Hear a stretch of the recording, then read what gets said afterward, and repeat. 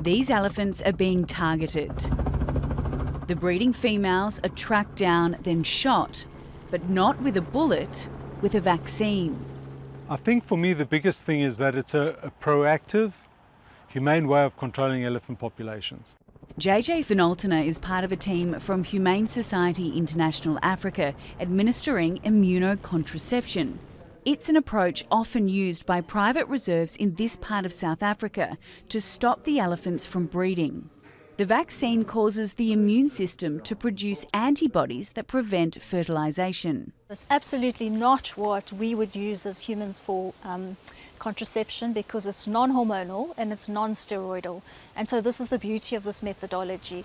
It actually works on the animal's own immunity.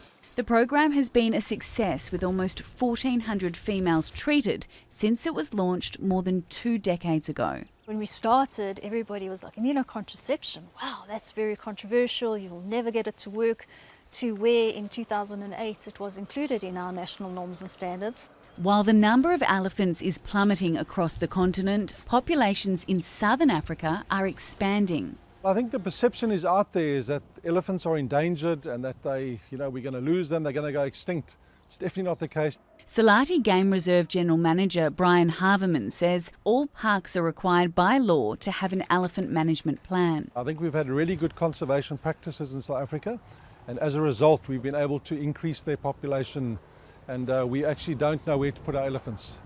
And it's not just private reserves that have to navigate this problem. Elephants can consume up to 400 kilograms of vegetation in a day.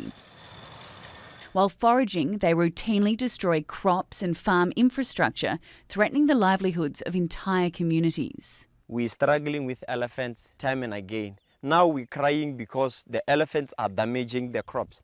But you never know in the near future what kind of incident are we going to get. Thompson Ngamane grows melons, peanuts and maize in a small village north of Kruger National Park. When the elephants come in here, they damage everything. They eat almost everything, mainly the peanuts. They uproot them and leave them everywhere on the ground. Conservationists say it's important to find sustainable ways to mitigate conflict between wild animals and people. The damage to crops can be substantial because a lot of people living around these protected areas are impoverished, and that's their food source. So you've got the lemongrass here. One solution, according to Michelle Henley, who's been studying elephants for 25 years, is growing aromatic herbs such as chili or lemongrass. So if you plant those crops in a broad barrier around your palatable crops that you want to use as a food source, that's another way to deter elephants and to get income. Another is installing hives. These giant animals are scared of bees. The hives have the dual benefit of protecting farmers as well as the trees elephants destroy while searching for food. The debate will continue about how best to manage the growing numbers of these beautiful elephants. What isn't in dispute, though, is protecting these animals and preserving biodiversity in the area. Emily Angwin, Al Jazeera, Kruger National Park, South Africa.